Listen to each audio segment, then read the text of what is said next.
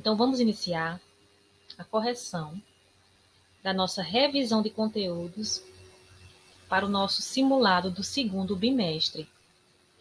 É muito importante que você veja com muita atenção essa correção, que também vai ter algumas atividades, tanto das matérias de educação física, como também de ensino religioso, que também serão conteúdos cobrados no nosso simulado. Então, vamos lá, vamos corrigir a atividade de língua portuguesa. O primeiro dizia assim, passe as palavras para o plural. Nesse caso aqui, nós estamos falando do número do substantivo, que é o plural e o singular. Então, vamos lá. Primeiro, a xícara. Eu coloquei o exemplo, as xícaras. Teve aluno que, na hora de colocar o plural, ele só passou o artigo, o as, para o plural e deixou a palavra substantivo, né? Normal, sem passar para o plural, no singular. E não pode. Eu não posso dizer as nuvens. Não posso. Certo? Como é que fica? As nuvens. O que a gente tem que lembrar? O substantivo terminou com M. A gente tira o M, substitui o M por NS. Olha como ficou as nuvens. O M saiu e no final ficou o N e o S na palavra. As nuvens. Já a palavra cruz, mesma coisa. Teve aluno que botou as cruz. Não pode, errado. Tem que ser as cruzes. Cruzes. Palavras que terminam com R, Z e S, a gente faz o plural delas acrescentando ES no final da palavra. Olha como ficou aí, as cruzes. Acrescentamos ES no final. O avião. Eu não posso dizer os avião, não. É os aviões. Avião termina com A, O, tio. Nesse caso, nós temos 3 maneiras de fazer o plural e a gente tem que ter atenção, Ou a gente acrescenta o S, como no caso de mãos, a mão, as mãos. A gente acrescentou só o S. Mas tem situações que a gente pode substituir o ão por ões ou o ão por ães. Então tem que ficar atento, tá? Nesse caso aí a gente acrescentou apenas o S. Mas tem situações, tem alguns substantivos que você troca o ão por ões ou por ães. Certo? Exemplo que eu já falei até para vocês. Melão, melões. Guardião, guardiões. Certo? Alemão, alemães. Então, ficar atento a isso aí. A palavra girassol. Girassol, nós temos aí uma vogal, que é a vogal O, mais a consoante L. Não é isso? Nesse caso aí, ficou como o plural? Girassóis. Professora, mas por quê? O que a gente fez aí? Nesse caso, quando vem a vogal O com L, mais a consoante L, a gente tira o L, certo? E acrescentou o is aí, girassóis. Teve aluno que esqueceu de colocar o acento agudo no O, e não pode, tem que colocar, tá? A mesma coisa, imóvel. Imóvel, ela vai entrar na regrinha que a gente também estudou. Ela é uma palavra paroxítona, certo? Então, como é que ela vai ficar, o plural dela?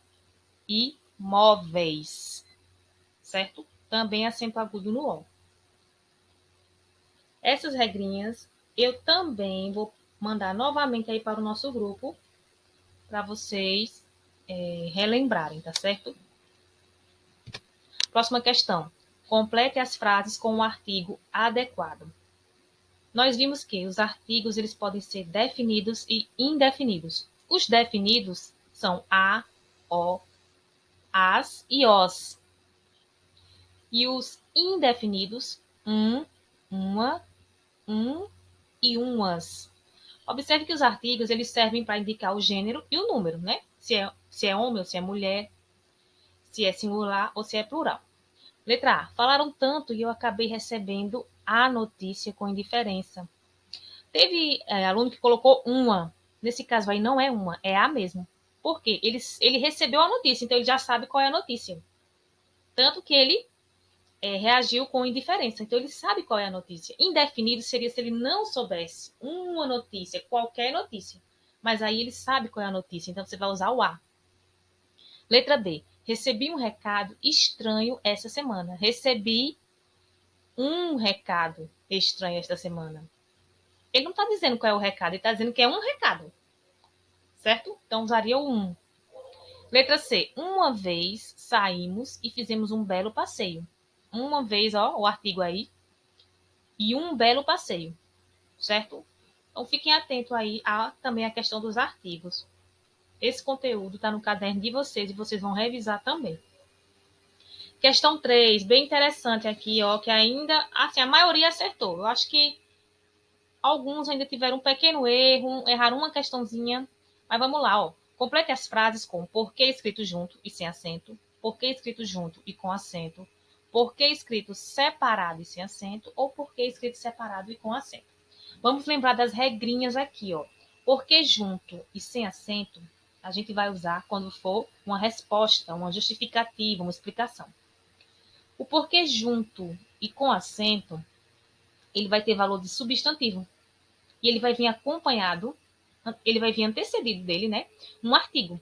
Então, esse porquê junto e com acento, ele tem valor de substantivo. Guarde isso na sua memória.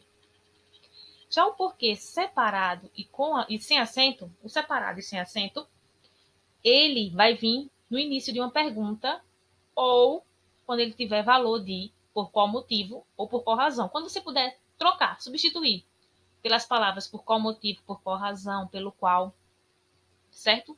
E esse porquê separado e com acento, ele vai vir no final de frase interrogativa. Certo? Vamos lá, ó. Letra A. Está cansado? Por quê? Ó, final de frase interrogativa. Então você vai usar o porquê separado e com acento. Letra B. Fiquei triste porque ela perdeu. Ó, porque junto e sem acento. Tá aí dando ideia de explicação, de resposta, de justificativa, tá vendo? Ele tá explicando por que ele ficou triste, ó. Fiquei triste porque ela perdeu. Tá dando uma explicação, dando uma justificativa. Então aí, ó, porque junto e sem acento. Letra C. Por que você foi mal na prova? Ó, esse porquê separado e sem acento, ele vem no início de uma frase interrogativa, no início de uma pergunta. E na última frase, não entendi o porquê de tanta reclamação.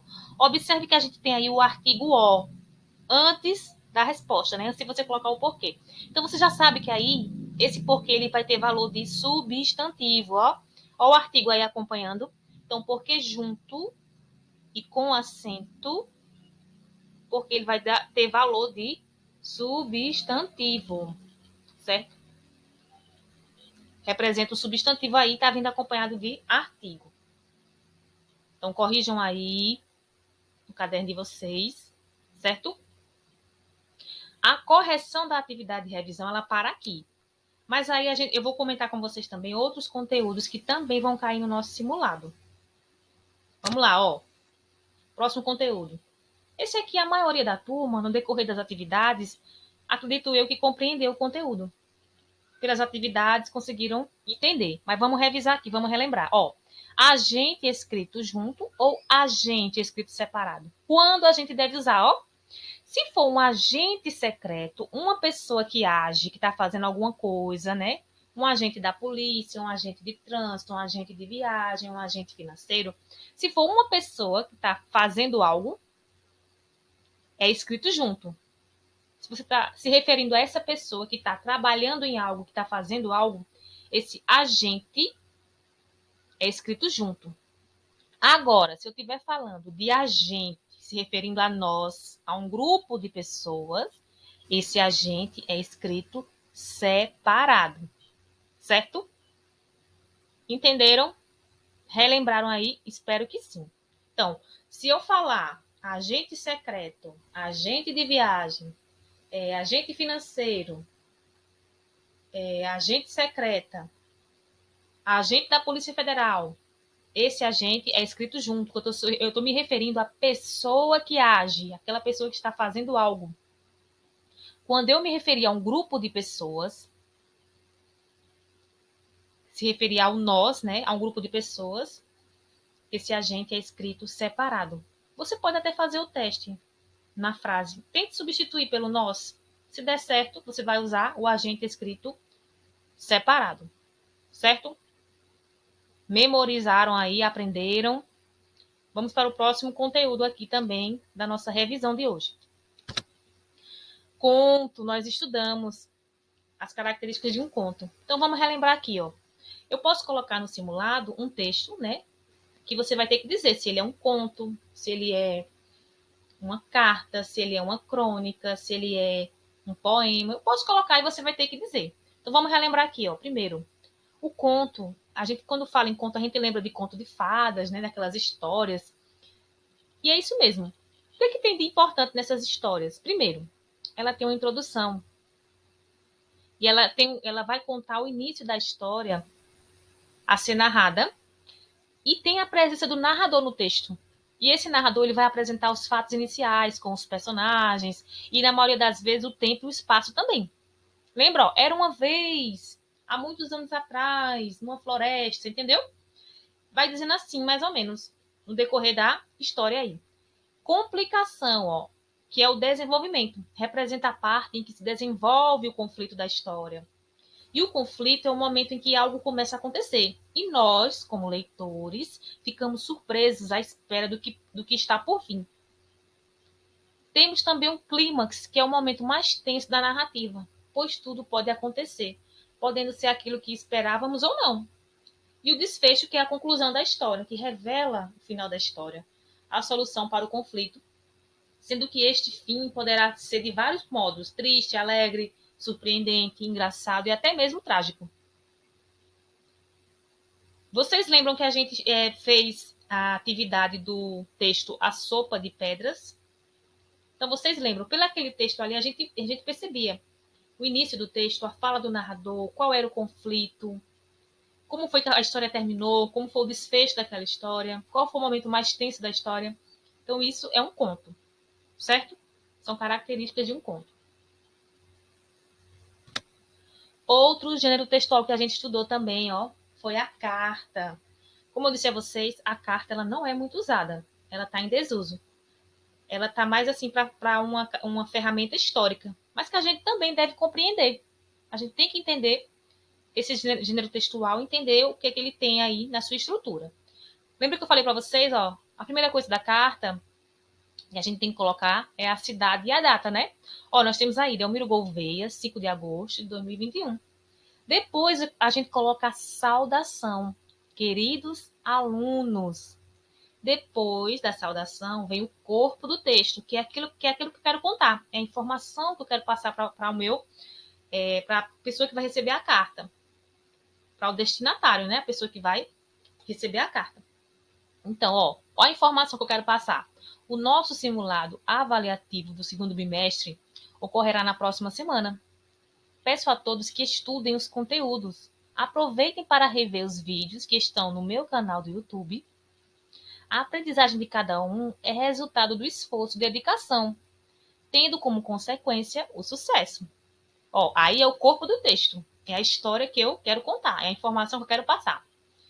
No final, nós temos a saudação, que eu estou encerrando a carta, ó, com carinho, professora Cíntia. Então, isso que a gente tem que entender. O que tem na carta? Nós temos a data, temos corpo do texto, a saudação e finalizando o texto ali a despedida, né? Encerrando a carta. Então fiquem atentos a isso também. A gente viu isso aí, fizemos atividade e eu estou aqui relembrando com vocês. Próximo agora, ó. Agora nós vamos para um conteúdo de educação física. Como a gente está na época de Olimpíadas, chama mais atenção, né? Que a gente vê muito na TV, a gente acompanha os atletas. E uma das modalidades olímpicas é a ginástica. E nós assistimos Até a nossa medalhista olímpica, né, Rebeca Andrade, ganhou medalha de prata e medalha de ouro na ginástica artística. Mas vamos lá. Primeiro, a ginástica é uma forma de exercícios físicos e ela pode ser classificada em duas modalidades, competitivas e não competitivas. Então, se eu perguntar lá no simulado como a ginástica pode ser classificada, aí você sabe, competitiva e não competitiva. Fique atento que isso pode ser questão de simulado. Ó, aí eu vou perguntar a vocês, ó. As competitivas são aquelas praticadas, como a gente está vendo agora, nas Olimpíadas, em grandes eventos esportivos, né? Já as não competitivas são aquelas que a gente pratica em casa, na academia. Não tem uma competição, como o próprio nome já diz. Aí eu pergunto a vocês, entre as competitivas, ó, nós temos a ginástica acrobática, a ginástica artística, a ginástica rítmica e a ginástica de trampolim. Quando falar em ginástica acrobática, você vai lembrar de acrobacia, lógico, pelo nome. Mas qual é o objetivo que eles têm? O objetivo de fazer acrobacias de forma que tenha habilidade, força, equilíbrio, flexibilidade e também é realizada em equipe. Já a ginástica artística, você vai lembrar da Rebeca Andrade, né, nossa medalhista olímpica, e vai lembrar que é uma forma, é um esporte que exige força, equilíbrio e habilidade. Um exemplo é o cavalo de alças, que também faz parte da ginástica artística. E a ginástica rítmica? Ainda não tivemos ainda na Olimpíada essa ginástica, nós vamos ter ainda. É bem bonita de se ver. Esta modalidade envolve movimentos em forma de dança, em variados tipos e dificuldades, e também com a utilização de pequenos equipamentos. Nós temos como equipamentos a fita, o arco, entre outros também. E é muito bonito de se ver elas dançando, praticando essa ginástica rítmica. Já a ginástica de trampolim, como o próprio nome diz, são usados 2 trampolins para 1 ou 2 atletas que devem executar uma série de 10 elementos. Então, o que a gente tem que lembrar aqui? Como a ginástica ela é classificada, você vai lembrar que ela é competitiva e não competitiva. Quais os tipos de ginásticas competitivas? Você vai lembrar: acrobática, artística, rítmica e de trampolim. Certo? Se for necessário, você vai ver nesse vídeo de novo essa revisão. Ver novamente para relembrar os conteúdos, certo?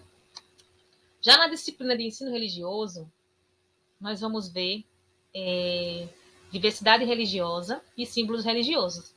Vamos ver aqui.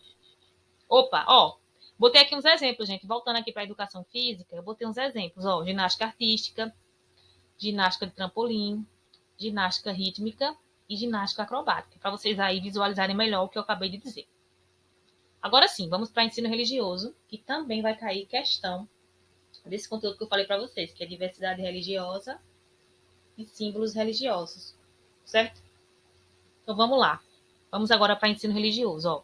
Eu passei para vocês uma atividade que a maioria também não teve muita dificuldade. A dificuldade foi aqui, eu acho que foi umas pegadinhas que eu coloquei. Mas do resto não tiveram tanta dificuldade assim, ó. De acordo com o vídeo explicativo, coloque V para verdadeiro e F para falso. Eu passei um vídeo para vocês ficaram de ver o vídeo. Eu fiz essa atividade baseada nesse vídeo. Diz assim, ó, religiões, religiosidades, experiências religiosas se expressam em linguagem e formas simbólicas. Verdadeiro, isso mesmo. Cada religião, ela vai se expressar de forma simbólica, vai ter seu símbolo. Próxima frase. A liberdade religiosa não é um direito de todos. Ó, qual é o erro aí? É a palavra não. Que, na verdade, ela é um direito de todos. Então, esse não aí deixou a frase falsa. Então, F. Próximo, ó. Religião é um conjunto de sistemas culturais e de crenças, além de visões de mundo, que estabelece os símbolos que se relacionam à humanidade com a espiritualidade. Certíssimo, verdadeiro. Aí é o conceito de religião, a definição do que é religião. Última frase. Somente o cristianismo tem narrativas, símbolos, tradições e histórias sagradas que se destinam a dar sentido à vida ou explicar sua origem. Será que só é somente o cristianismo? Não, é falso. Ó, o erro aí está nesse somente o cristianismo. Que, na verdade, todas as religiões têm narrativas, têm símbolos, têm tradições. Não é só o cristianismo. O erro está aí, então é falso. Certo? E agora vamos para os símbolos religiosos, né? Eu separei aqui algumas religiões: o judaísmo, o budismo, o islamismo e o cristianismo. O cristianismo, a gente sabe que o símbolo, entre um dos símbolos, né? Tem outros também, nós temos a cruz. O islamismo, nós temos a lua com a estrela. O budismo, nós temos a flor, que é a flor de lótus. E o judaísmo, nós temos a estrela de Davi. Certo? Então, tentem memorizar esses símbolos. Vai que eu coloco algum deles no simulado, né? Para você dizer de qual religião ele faz parte. Então, fiquem atentos a isso aí também. Certo? Estudem, revisem. Se tiver alguma dúvida, fale comigo, que eu estou aqui para ajudar vocês. Ó, mensagem aqui: sucesso é o acúmulo de pequenos esforços repetidos dia a dia. Então, se todo dia você estudar um pouquinho, você fizer uma atividade, você pegar seu caderno para dar uma olhada, com certeza você vai alcançar o sucesso. Sucesso na sua vida escolar. Certo?